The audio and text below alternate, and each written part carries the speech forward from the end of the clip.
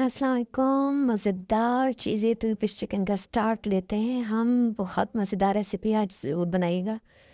छोटे छोटे पीसेस ले लिए, उसमें अदरक लहसुन का पेस्ट डाला, कश्मीरी सुरख मिर्च, थोड़ा मिर्च, ज़ीरा, ऑरिगेनो, गरम मसाला और नमक।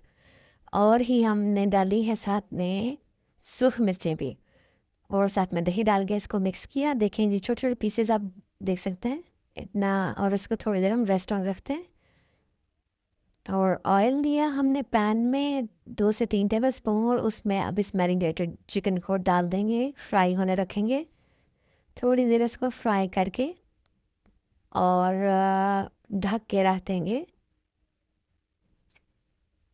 साथ ही अब हम इसकी सॉस बना लेते हैं। हमने लिया थोड़ा सा बटर, मक्खन होममेड हो तो ले अच्छी बात है, नहीं तो फिर आप, और 1 टेबल स्पून ऑयल। ये हमने डाला 1 टेबल स्पून मैदा, और इसको अच्छे से मिक्स कर लेंगे और भून लेंगे थोड़ा सा इसको कलर चेंज होने तक। और ये जो चिकन था तकरीबन मैंने 3 पाउंड लिया था। लीजिए, अब इसका कलर चेंज हो गया तो हमने इसमें 1 कप दूध डाल दिया। इसको अच्छे से विस्क से मिक्स कर लें ताकि फुटकियाँ ना बने। ज़रा ठीक होने दें, देखें स्पून पे थोड़ा थोड़ा ठहर रहा है। अब हमने इसमें मसाला डालनी है।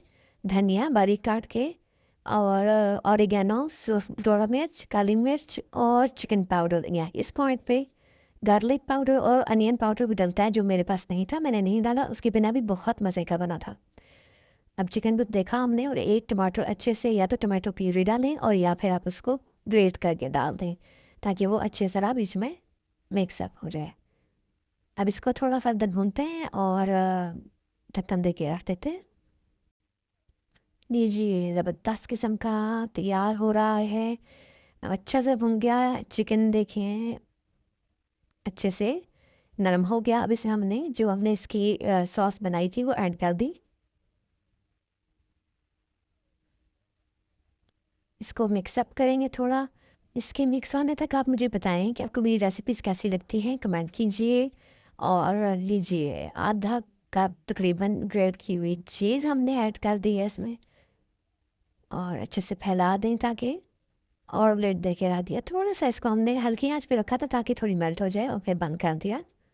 अब हमने डाला है हरा धनिया, और इस पॉइंट पे शिमला मिर्च आप चाहें तो ऑप्शनल ऐड कर सकते हैं। आज तो आप इसे ट्राई किए बिना नहीं रहेंगे। बहुत मज़ेदार यम्मी रेसिपी दी है। लाइक कीजिए, और दुआ में मुझे याद रखें, और बताते रहें, अपना फीडबैक देते रहें। Thank you.